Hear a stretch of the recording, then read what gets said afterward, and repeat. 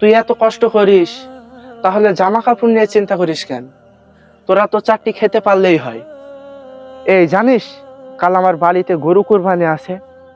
5 লাখ টাকার গরু কোরবানি দিচ্ছি এবার।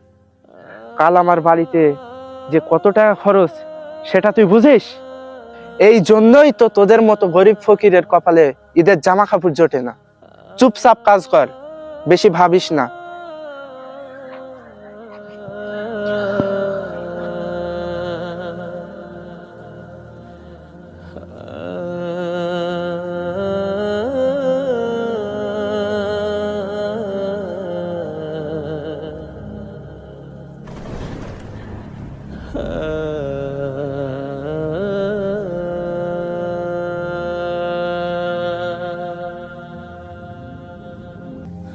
আল্লাহ, তুমি আমারে কেন এতিম করে বানাইলা?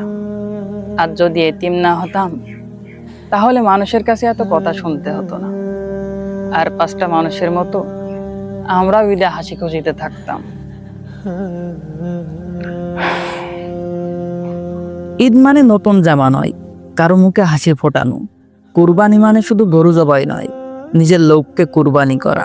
যদি পারো এতিমের মুখে একটু খুশি দিতে, তবেই বুঝবা ঈদের আসল আনন্দ কোথায়।